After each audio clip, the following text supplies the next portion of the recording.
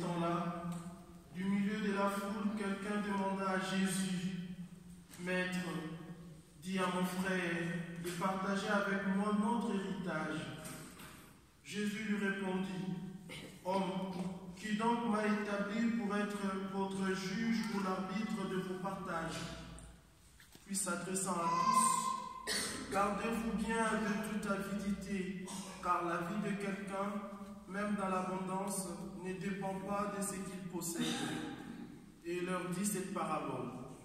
Il y avait un homme riche, dont le domaine avait bien rapporté. Il s'est demandé, « Que vais-je faire?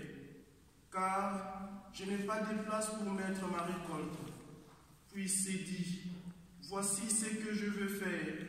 Je vais démolir mes greniers, j'en construirai de plus grands, et je mettrai tout mon blé et tous mes biens. Alors je me dirai à moi-même, te voilà donc avec de nombreux biens à ta disposition pour de nombreuses années. Repose-toi, mange, bois, jouis de l'existence. » Mais Dieu lui dit, « Tu es fou. Cette nuit même, on va te redemander ta vie, et ce que tu auras accumulé, qui l'aura?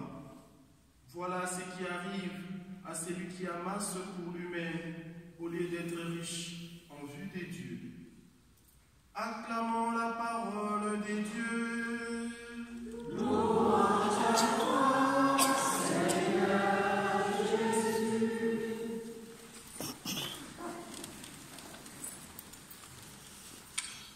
Hier, j'ai célébré l'anniversaire des décès de mon papa.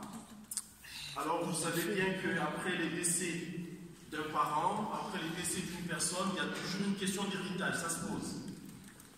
Alors, mon papa avait écrit en tout cas que tout ce qui concerne l'héritage, tout ce qui concerne ce que j'ai eu de bien et tout, ça sera réglé et traité par le père. Voilà. Donc déjà en passant, je l'ai dit, quand on parlait au téléphone avec lui, c'était un tout petit peu marrant parce que moi je l'appelais « Bonjour mon père », lui aussi il disait « Bonjour mon père », le père. Alors il s'agissait de cette relation tout à fait normale et il a compris que ça devait faire son fils prêtre qui devait s'en occuper. Bon, d'accord, très bien. Alors le texte de l'évangile de ce matin me touche au plus haut point, vraiment. Parce qu'il s'agit donc d'héritage. L'héritage, le problème d'héritage. Et donc, la question du bien matériel. Il s'agit de bien matériel. Le bien matériel, l'héritage. Que de problèmes dans nos familles à cause de l'héritage. Des familles qui se sont disloquées à cause de l'héritage. Bon, moi je suis prêtre et je dois régler aussi ces problèmes d'héritage. Comment je vais faire pour que les autres ne se sentent pas un peu délaissés, un peu lésés? Comment il faut organiser tout ça? Les frères qui ne se parlent pas à cause de l'héritage, les biens matériels. Alors nous allons bien comprendre dans ce sens que ce monsieur qui vient parler à Jésus ne pose pas un problème bénin. Il ne pose pas un problème qui n'a pas de sens, pas du tout. C'est un problème très important qu'il pose à Jésus. Il dit, maître, mais dis à mon frère de partager notre héritage quand même, parce que moi je ne comprends rien dans tout ça. C'est comme s'il a pris tout pour lui seul. Alors la réponse de Jésus pourrait paraître assez violente quand même, assez abrupte, assez brutale, parce que ce qu'il dit c'est très fort. Jésus dit, moi je ne suis pas là pour pouvoir arbitrer vos partages, je ne suis pas là pour ça. Ah mais dis donc, notre Dieu il peut parfois être aussi fort, aussi violent, parce que Jésus est tout humble de cœur. Quand il parle c'est toujours avec sa douceur, toujours de manière assez bienveillante et tout. Mais là, il est assez fort, il frappe fort, je peux lui dire. Mais pourquoi Jésus réagit comme ça? Jésus réagit comme ça parce qu'il est un tout petit peu agacé. Pourquoi? Parce qu'il voit comment les gens, ils se battent, ils se font du mal à cause des biens matériels qui sont que périssables, qui sont que poursuite de vent. Vanité des vanités, tout est vanité, nous dit Coëlette. Parce que comment les personnes peuvent comme ça se faire du mal à cause des biens matériels qui sont périssables, qui vont passer, qui ne sont que, comme je l'ai dit, poursuite de vent. Et Jésus, comme toujours un bon pédagogue, il ne laisse pas passer les choses comme ça. Il reprend quand même à pouvoir nous dire, attention, Gardez-vous de toute avidité, même si vous avez beaucoup de biens, même si vous êtes riche. Votre vie ne dépend pas de votre richesse. Et après, c'est tout à fait normal, tu donnes une parabole. Il y avait un monsieur qui avait beaucoup de biens. Oh là là, j'ai beaucoup de biens. Tout ce que je devais avoir, je l'ai. C'est très bien, c'est super. Alors qu'est-ce que je dois faire? Je dois vivre. Je dois manger, je dois boire. C'est bien la vie. Oh la vie. J'ai tous ces dont j'avais besoin. Mais j'ai de l'argent, j'ai des biens. C'est ça la vie, en fait.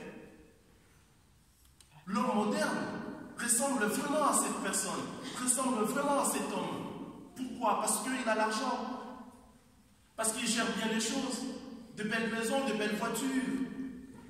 Alors, quand on a tout ça, on s'est dit, mais la vie a réussi, c'est vrai, la vie a réussi, c'est pas mal tout ça. Mais quand on y met vraiment notre cœur, c'est regrettable, parce que tout cela est vanité. Que vanité! L'homme moderne a voulu vraiment, à cause de sa richesse, parce qu'il pense qu'il est éternel, parce qu'il pense qu'il vit au dépens de sa richesse, a essayé même de minimiser la place de Dieu, ou que dis-je, d'éluder Dieu dans la vie, dans sa vie, dans l'existence de ce monde. Dieu ne doit plus exister parce que moi je suis plus fort, j'ai tout ce dont j'ai besoin, j'ai la science, j'ai le pouvoir, je peux repousser au loin la mort. Alors que la mort, même si elle est repoussée au loin, la mort nous atteindra toujours. Parce que la mort est liée à notre condition humaine. Si vraiment on devait se rendre compte qu'on devait mourir, si dans notre tête on devait toujours avoir ça dans notre tête, vraiment, on ne ferait rien dans ces mondes. La mort existe. Nous allons tous mourir. Alors, tout ce que nous avons, nous allons le laisser ici sur cette terre. Les jours de notre mort, je ne tiens pas un discours pour que nous ayons peur, pas du tout en tout cas. Mais les jours de notre mort, nous serons là, dans les cercueils, seuls, sans rien. On ne va pas prendre notre maison, le mettre là-bas, ou notre voiture là-bas, ou nos biens dans les cercueils avec nous. Ah non, pas du tout. Nous partirons seuls. Et donc, ceux qui vont bénéficier de nos biens, parfois, ils n'ont fourni aucun effort pour l'avoir. Et quand ils vont l'avoir, parfois, ils ne vont pas gérer les choses avec toute sagesse. Alors, si l'homme devait faire attention à cela, vanité des vanités, tout est vanité. Vanité des vanités, tout est vanité. Alors, comme je parle de vanité, on pourra bien voir cette question des vanités, dans la première lecture, nous avons entendu. Mais qui est en train de parler, en fait? Il s'agit de Qoheleth, bien sûr. Ah, mais non, justement. Oui, c'est Qoheleth, mais c'est pas Qoheleth. C'est lui qui parle, c'est le roi Salomon. C'est Salomon qui parle. C'est Salomon, le grand roi, le roi des rois, le véritable roi, le roi des rois, Salomon, le grand roi. Alors Salomon qui parle, avant son accession au pouvoir, personne ne le connaissait. Fils de David, David qui est l'homme selon le cœur de Dieu, David le grand David, le roi David, son fils alors. Bon, je parle de David comme ça parce que je m'appelle aussi David en même temps, c'est tout à fait normal. Hein? Voilà, fils de David, David, l'homme selon le cœur de Dieu. Donc, l'homme selon le cœur de Dieu aussi. Salomon parle alors de sa vie, avec une certaine expérience. Après tout ça, il dit, vanité des vanités, tout est vanité. Salomon, quand il a commencé son pouvoir, ou bien je peux dire son ministère, parce que vous savez, à l'époque, le roi était en même temps aussi prophète, était l'envoyé de Dieu. Quand il a commencé son ministère, il a très bien commencé. C'était l'homme de la sagesse, il a demandé même à Dieu, donne-moi la sagesse, Seigneur, assise près de toi. Et le Seigneur lui a donné. Le Seigneur lui a donné la sagesse, la science, le pouvoir, tout. Quand on demande quelque chose à Dieu, il donne. Parce qu'il est notre Dieu, parce qu'il nous aime plus que nous-mêmes. C'est tout à fait normal, si on demande avec beaucoup de foi, il va nous donner. Frappez, on vous ouvrira. Demandez, vous obtiendrez. Salomon a demandé, il a eu cette sagesse, cette science, ce pouvoir. Très bien. Quand il atteint la gloire, la véritable gloire, Salomon oublie le Seigneur. Il tombe dans les péchés, il tombe dans les mensonges, il tombe dans les débauches. Pourquoi j'ai dit la débauche? Parce que Salomon ne pouvait même pas se rendre compte du nombre de femmes qu'il avait. Je crois que Salomon oubliait même le nom de sa femme, ou bien de ses femmes. Il rencontrait une, toi, tu fais quoi dans la cour ici? Ah, mais non, mais je suis votre femme, majesté. Ben j'ai oublié, j'en ai tellement trop. C'est tout à fait normal parce que si vous voulez faire quelque chose dans cette vie et que vous êtes tout le temps dans les femmes, dans la débauche, vous n'allez rien construire de sérieux, vous n'allez rien construire de solide dans ces mondes. Et pareil aussi pour les dames. Aujourd'hui, vous êtes avec Michael, demain, vous êtes avec Jacques, le lendemain, vous êtes avec, je ne vais pas dire David, un autre tout. Vous changez tout le temps, vous ne construirez jamais quelque chose de fort, quelque chose d'efficace, quelque chose de solide dans ces mondes. Alors ces femmes qui étaient aussi étrangères apportaient leur Dieu en Israël. Et donc il y avait des problèmes de beaucoup de dieux. Et donc le roi sombre dans l'idolâtrie, ce qui est très grave. Et il commet les grands péchés. Le royaume se déchire justement parce qu'il n'est plus fidèle à Dieu. Alors quand il dit vanité des vanités, toutes les vanités, il comprend très bien ce qu'il dit. Il ne dit pas n'importe quoi.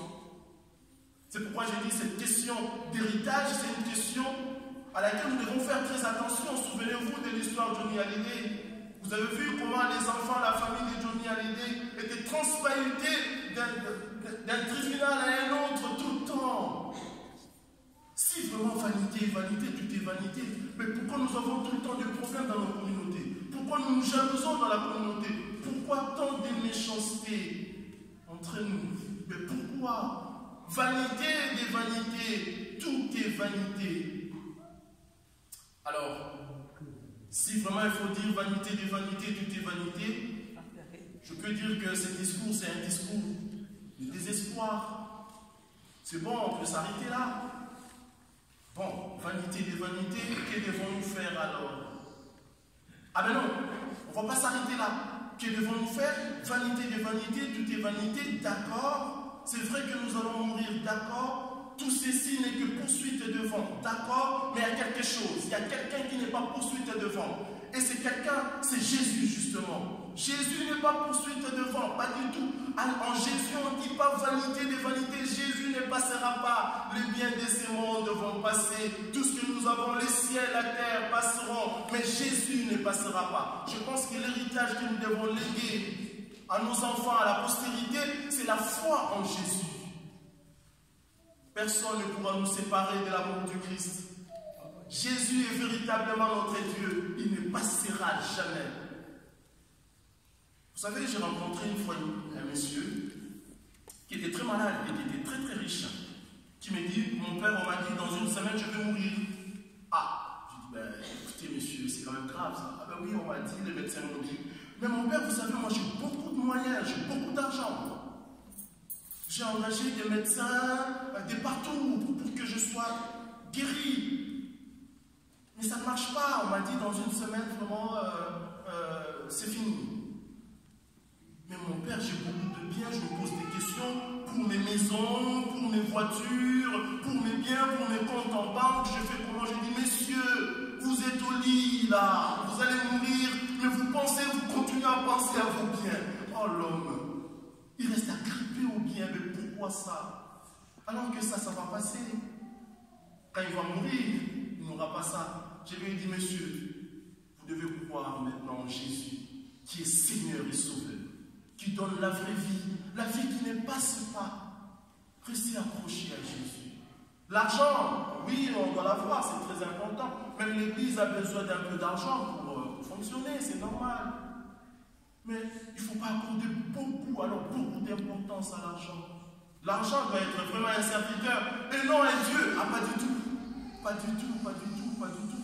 Je crois que je l'ai déjà dit ici une fois, j'étais dans une célébration eucharistique, j'étais là, il y avait une dame juste qui était à m'écouter. Pendant la paix du Christ, il me fait la paix du Christ, après il me dit, monsieur, vous faites quoi là? Je dis, ben, je suis à la messe comme vous. Il dit, ah, mais vous êtes jeune, vous. Allez travailler les dimanches, ça paye double. Allez-y. Pourquoi vous êtes là? Alors que l'argent, comme je l'ai dit, poursuite devant, vanité des vanités, tout est vanité. Alors on pourra dire, comme Paul m'a vu aujourd'hui dans la condition humaine, j'ai la vie dans la foi au Fils de Dieu, qui m'a aimé, qui s'est livré pour moi. Alors on pourra faire aussi notre, la prière de Salomon. Seigneur, donne-moi la sagesse assise près de toi. Mais c'est quoi la sagesse? Qui est la sagesse en fait? La sagesse, c'est Jésus qui est assis à la droite de Dieu. Alors notre prière sera: Seigneur, donne-nous Jésus et tout ira pour le mieux. Que le Seigneur Tout-Puissant nous bénisse. Que le Seigneur Tout-Puissant bénisse cette parole. Que cette parole porte de fruits. Amen.